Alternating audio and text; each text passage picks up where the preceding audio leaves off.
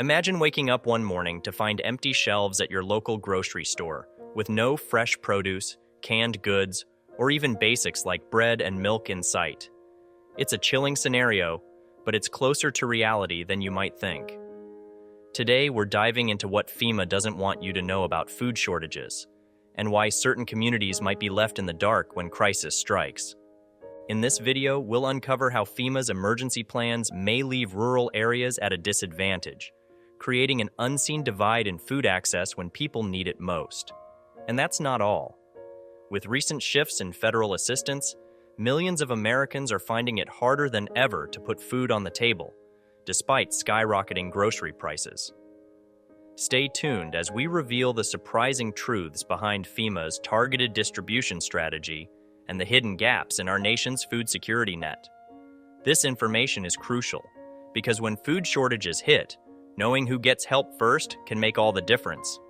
To safeguard yourself from potential food shortages, proactive preparedness is essential. Start by creating a stockpile of non-perishable foods, focusing on items like dried grains, legumes, and canned goods. These staples are affordable, nutrient-dense, and most importantly, they have a long shelf life, making them suitable for long-term storage. Stocking up on foods like beans, rice, lentils, canned vegetables, and meats will provide a foundation that can sustain you and your family for extended periods without spoiling. This approach is especially useful in an emergency where access to fresh food might be limited. Building a food stockpile is only one part of the strategy. Home food preservation methods like canning, dehydrating, and vacuum sealing are invaluable in extending the life of fresh produce and other perishable goods. For example, canning fruit, vegetables, and even meats helps prevent bacterial growth, allowing these items to stay edible for years. Dehydrating foods, such as fruits, vegetables, and herbs, is an efficient way to save space in your storage area while preserving essential nutrients. Vacuum sealing is also beneficial as it removes oxygen, slowing the degradation of foods like grains, pasta, and dried fruits. Taking the time to preserve foods yourself adds variety to your stockpile and ensures you have nutritious options when fresh food is unavailable. A personal emergency food plan is vital in ensuring your household has enough to last during extended shortages. Start by calculating how much food each person in your household consumes daily, then aim to store enough for at least 3 to 6 months. Balance your stockpile to include a mix of carbohydrates, proteins, and fats to maintain a well-rounded diet, as nutritional variety becomes crucial if you end up relying on stored foods over the long term. Freeze-dried meals, which only require water to prepare and can last up to 25 years when stored properly, are a valuable addition to any stockpile. Originally popular among preppers and outdoor enthusiasts, freeze-dried meals are now a practical option for anyone wanting a durable, nutrient-rich food source. In addition to food, storing water or investing in water filtration systems is equally important. FEMA recommends having at least 1 gallon of water per person per day, covering both drinking and sanitation needs. However, in a prolonged crisis, maintaining a large water supply may not be feasible for everyone. A water filtration system, such as a gravity-fed purifier or portable filter, offers a sustainable solution, ensuring continued access to safe water. This way, you're not solely dependent on stored water supplies, but have a way to purify water from various sources if necessary. Growing your own food is another practical step towards self-sufficiency, providing a renewable source of fresh produce to supplement your stored items. Even a small garden can yield substantial nutritional value and reduce your reliance on external sources. Easy-to-grow crops like potatoes, carrots, and tomatoes are excellent choices, as they require minimal upkeep yet offer substantial yields. For those with limited outdoor space, container or vertical gardening can be effective solutions. Herbs, leafy greens, and even some root vegetables can thrive in compact spaces, adding fresh flavors and nutrients to your meals without requiring a large garden plot. Number 4. Targeted distribution plans and their impact on rural communities. FEMA's targeted distribution plans during food emergencies are designed with a clear focus on urban areas, which hold the densest populations and therefore the greatest number of people requiring immediate aid. While this approach aims to address the most pressing need for rapid relief, it inadvertently places rural communities at a disadvantage. FEMA's primary strategy centers on densely populated regions, where the immediate needs of large numbers of individuals take priority.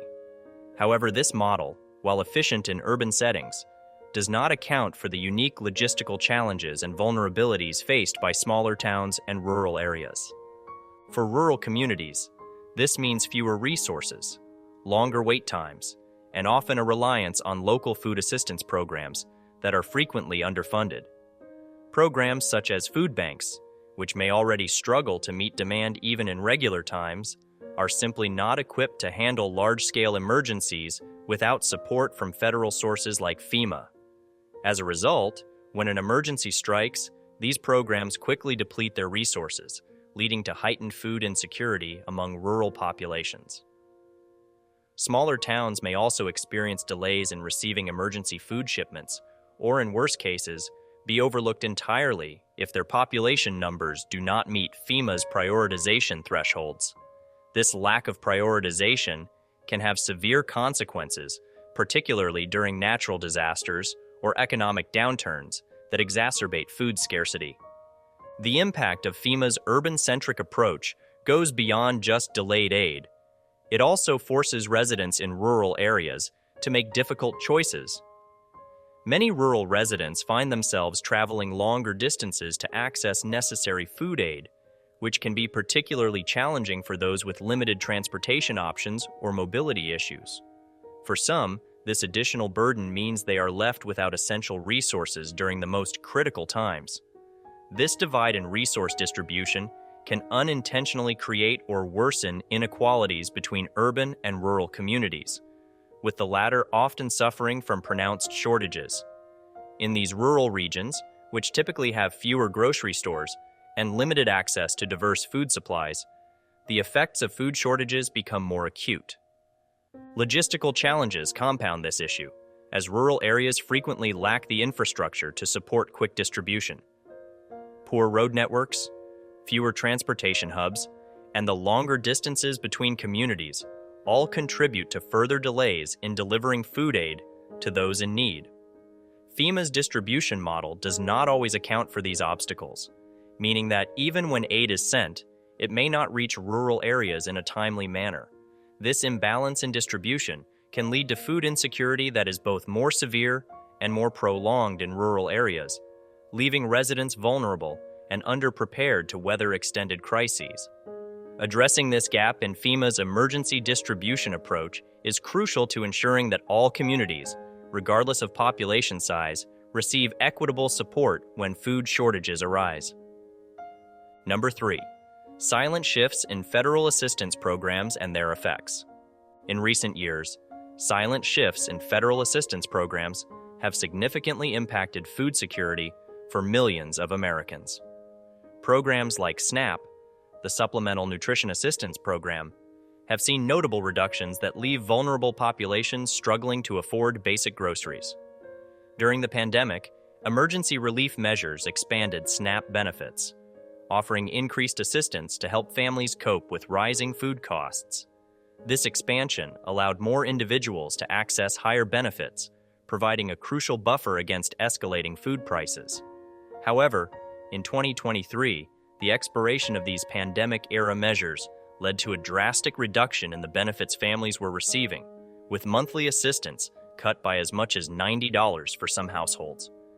This rollback in benefits has had a particularly harsh impact on families already grappling with inflation, pushing them further into financial strain.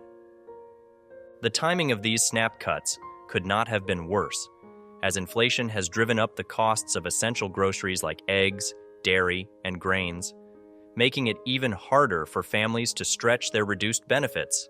Many households are now forced to make difficult decisions between affording food or covering other basic expenses, such as rent, utilities, and medical costs.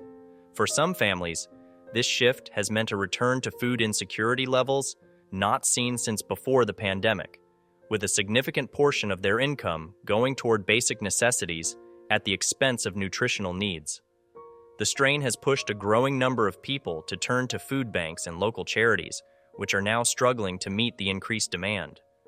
Many food banks are overwhelmed and underfunded, unable to keep up with the rising numbers of people seeking help as SNAP benefits dwindle.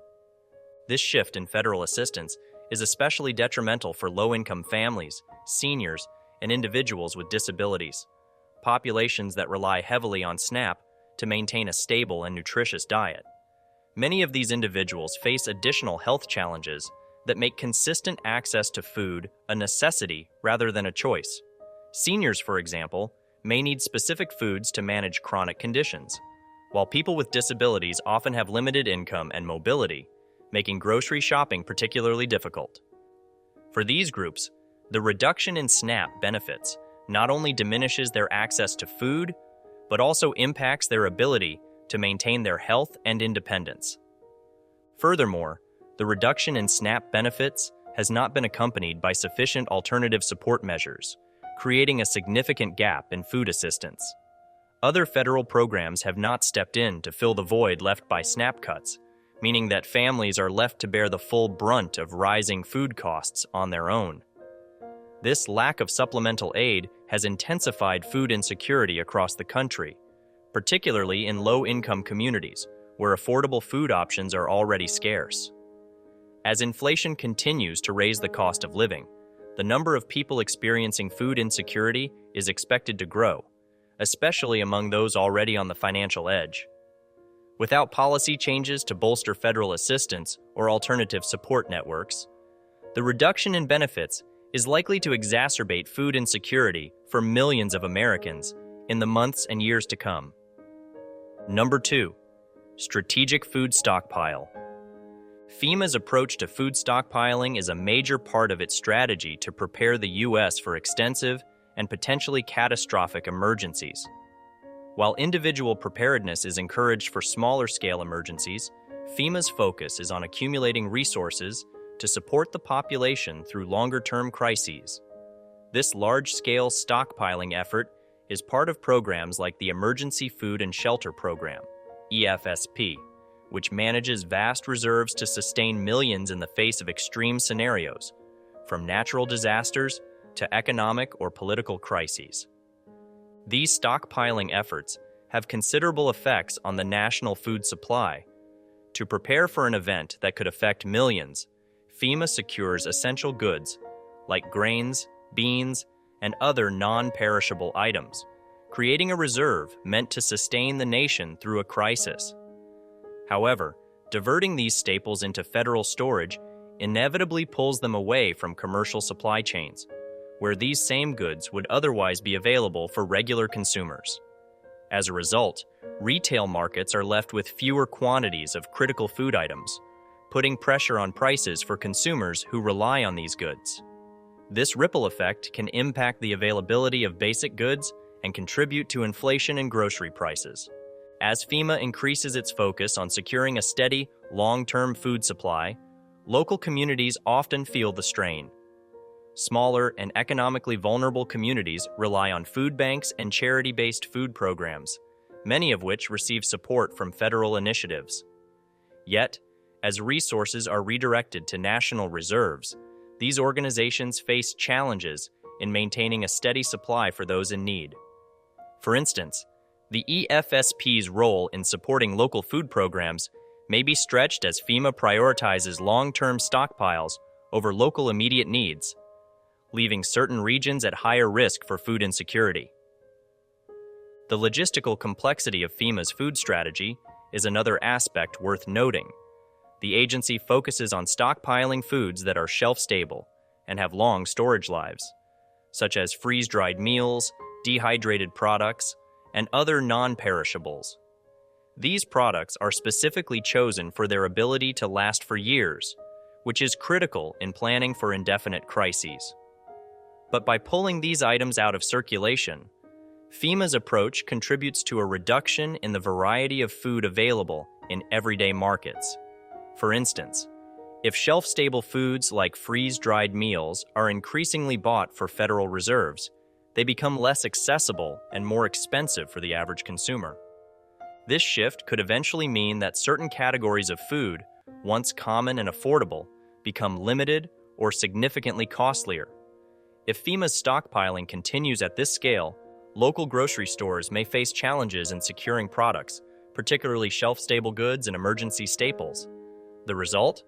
More families may need to turn to government assistance programs, even during non-crisis times, as essentials become scarcer and prices rise.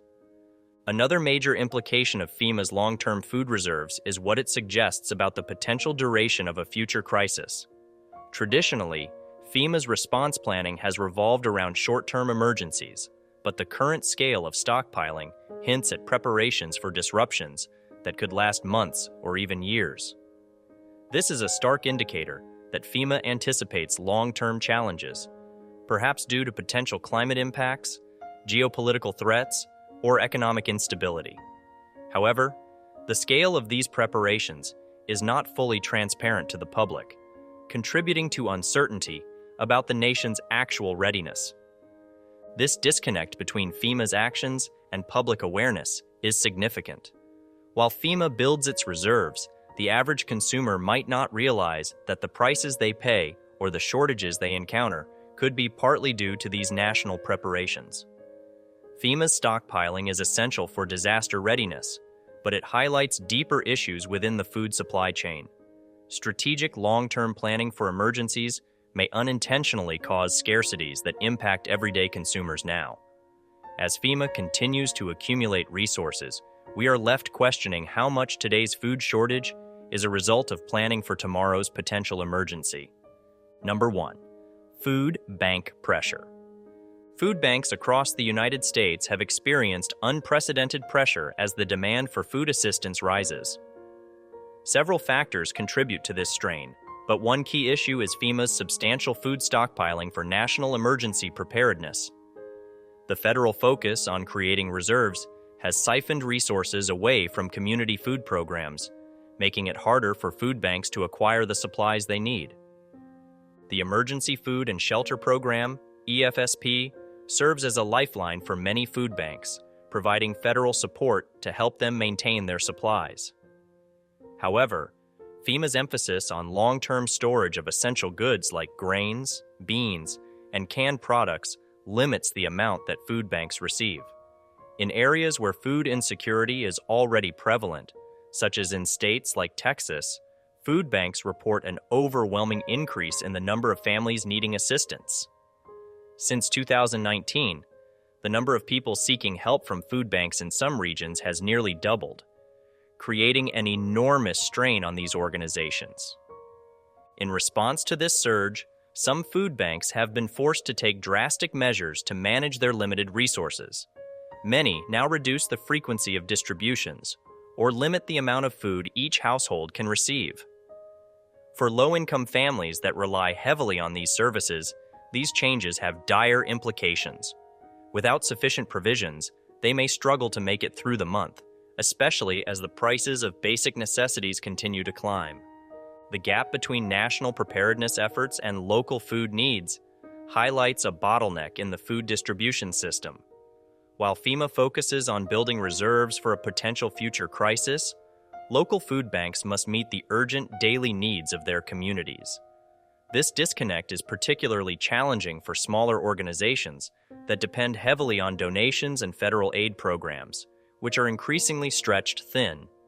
In many cases, food banks face difficult choices about how to allocate their dwindling supplies, prioritizing the most vulnerable populations at the expense of others. Food banks are also finding it more difficult to restock essential items like canned goods, dried beans, and grains due to higher costs and lower availability. With FEMA diverting these staples into its stockpiles, food banks cannot keep up with the increasing demand. In economically vulnerable areas, where food assistance programs often act as a critical lifeline, This situation is dire. Many families have little to no access to affordable food options outside of these programs, making the shortages even more impactful. This pressure on food banks underscores a broader challenge within the U.S. food security landscape. Federal preparedness efforts are necessary to ensure the country is equipped for a major crisis, but the current stockpiling approach may inadvertently compromise immediate access to food for those most in need. Some advocates argue for a more balanced approach, one that considers both long-term national reserves and ongoing support for local food programs. By addressing the supply gaps in these organizations, FEMA and other agencies could prevent potential food insecurity for vulnerable communities. That is all for today, guys. Please make sure to like the video and subscribe to the channel for more content.